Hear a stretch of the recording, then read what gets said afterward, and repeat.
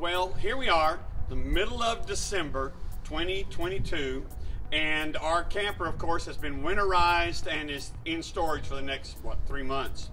And I'm going to use that time whenever we have a nice day to work on it and do some upgrades. You know, the Coleman 17B is advertised as an economical way to get into RVing, and it's just that. Now, we did some shopping before we bought this thing, and we found some about the same size for about twice the amount of money, and it had a lot more, you know, bells and whistles and things, you know, things like, oh, I don't know, spare tires and things like that.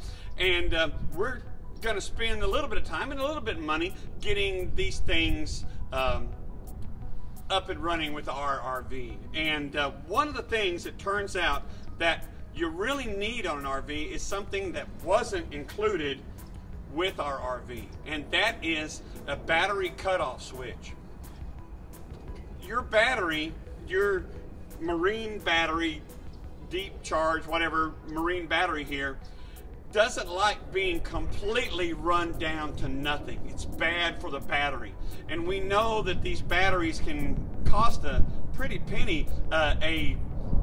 A decent, kind of well-known brand battery like this can easily be $200 if you want to buy a really good one, like a Duracell or a Delco deep charge marine battery like this. It can approach $300. Leaving your battery totally uncharged for the whole winter is really, really bad for your battery, apparently. And so you need a battery cutoff switch. There are many, even if you turn off all your lights and everything in the RV, there are things in there that are using electricity. The television, the solid state television, has a tiny trickle of electricity all the time going through it. The radio that's in there has a lighted screen, and that lit screen is using it.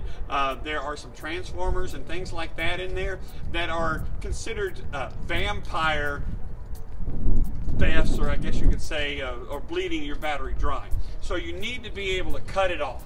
But you also have to remember to always turn it back on before you take off on the road, so things like your lights and brakes and things like that will work. But you need a battery cutoff. And hang on just a second, I'll show you what one looks like.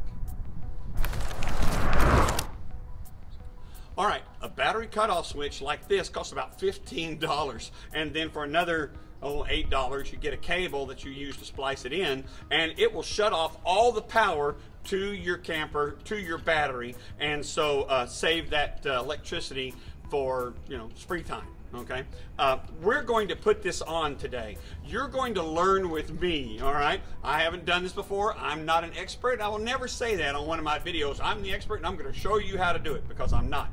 Let's learn together. Okay, you ready? Here we go. All right. Okay, the first thing when dealing with a car battery, anything like that, the first thing you need to do always is disconnect the negative cable.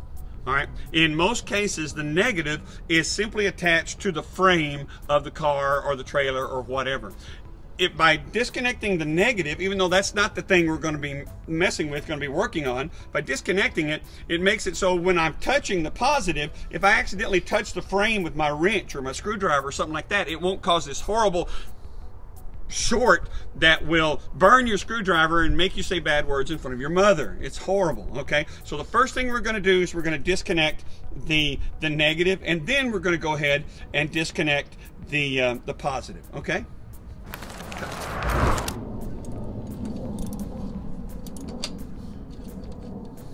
Negative and positive have both been disconnected. There's 2 wires, notice, going to each, and I'm going to put these nuts right back on there just for safekeeping, because I am located right next to a drain right over there. Anything I drop is going into that drain, so we're going to be extra careful.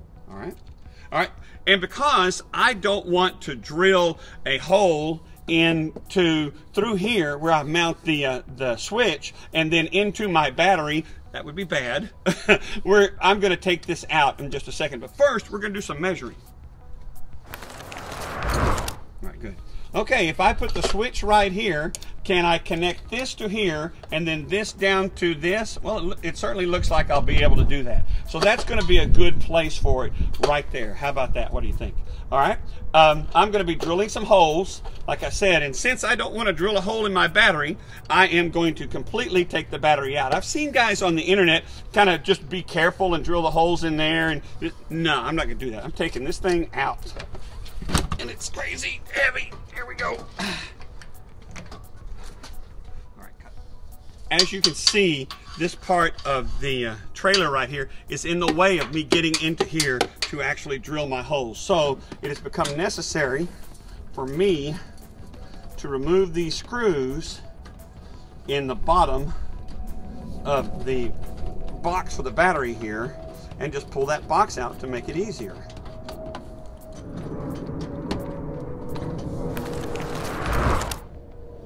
Well, as you can see, I've removed the box, got the little screws loose there that are going down into this angle iron right there, so we got that. So I am going to now put this guy on here. Now the question becomes, do I want to make it so that up is on or up is off? I'm just going to make up on and do it like that. So all I have to do now is just drill me 4 little holes right in there. Here we go.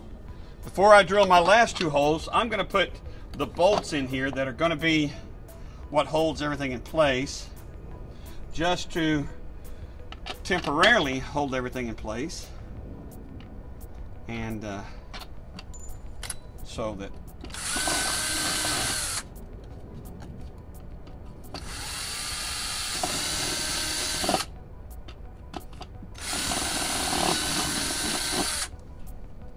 okay. See, just use that as my template right there. On this part, there's no real polarity because this is just a gate. This is all this is that will stop the flow. It doesn't matter which is on which one here. But I'm going to go ahead and put these things together for doing anything else. I think some people, what they did was they would put connect everything to their battery and then bring that to this and then put it on. But I'm going to try to do it this way first because I think I can move everything around easier. Now, if this doesn't work, I will tell you, because remember, like I said, we are learning together.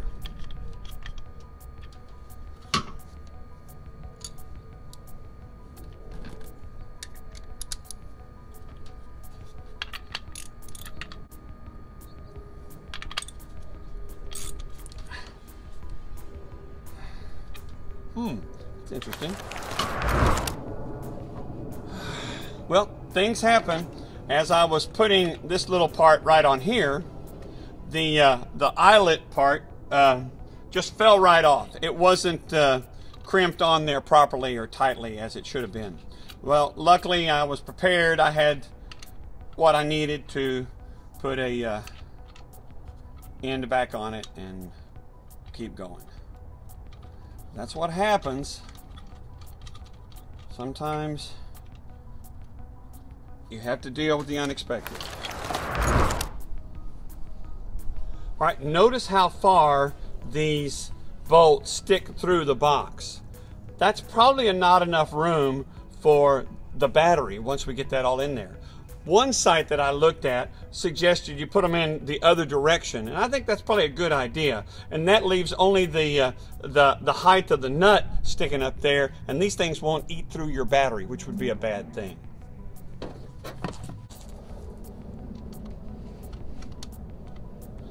All right, the heads of these bolts that came with this switch are for Allen wrenches, so that's not really a problem. You can use an Allen wrench, just like a little one like this, or you can use an Allen wrench off of something like this, or you can use an Allen wrench like this and make really short work of it. Here we go.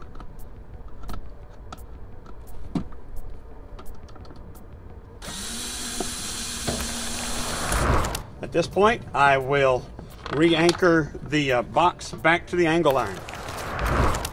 The self-tapping sheet metal screws that are holding the box in place are snugly tightened. Now theoretically, all I have to do is put the battery back in the box and hook it up. Let's see how it goes. Okay.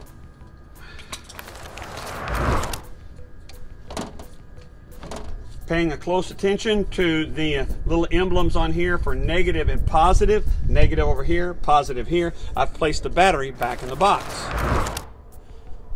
Just to make sure that the ends of those bolts don't rub against the battery, I'm going to cut a piece of masonite and place it in there as a barrier between the two. Quick and easy. There we go. How about that? Let's keep going.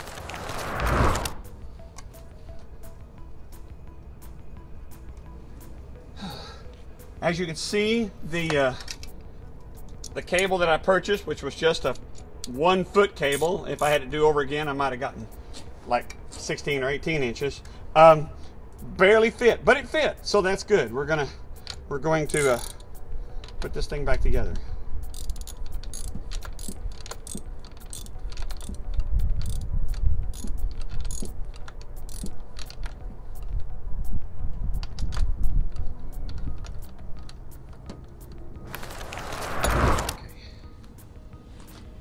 All right, theoretically, it's all hooked up. It's ready to go. I should be able to turn on the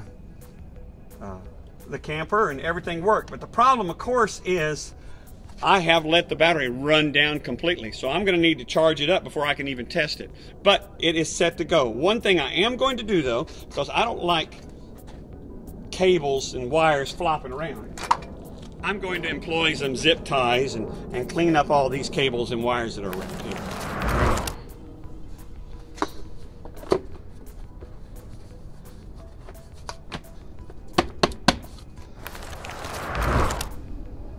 Okay, we started about 4:30 and now we're losing our light, but look at that, the timing was perfect. It took me less than an hour to do this, even though I had that one snafu with that wire that I had to replace, and it's all good to go. I hope this helps you, but the thing I want you to know more than anything else, that a cutoff switch is really kind of a necessity. If you don't have one on your RV, for $15 you can get one and it'll save you $200 or $300 down the road. Not to mention the inconvenience if you're out camping somewhere, you're out RVing and your battery goes bad. Now you've got to find some place that may not be open on that day or something like that to get you a new one. So, you know, inconvenience and money-wise, that's money well spent, that $15 plus maybe $8 for maybe a 16, 18-inch wire, okay? So take care of that, and I'll see you next time. Don't forget to hit the like button. If you got any comments about what I should have done differently or maybe what you did or something like that, I'd love to hear them in the comments. And be sure, like I said, like and subscribe. I got a couple of more things that I'm going to be doing. There's some upgrades I'm going to be doing to my Coleman 17B coming up real soon. So subscribe and you'll get a notice. Thanks a lot. Thanks for watching.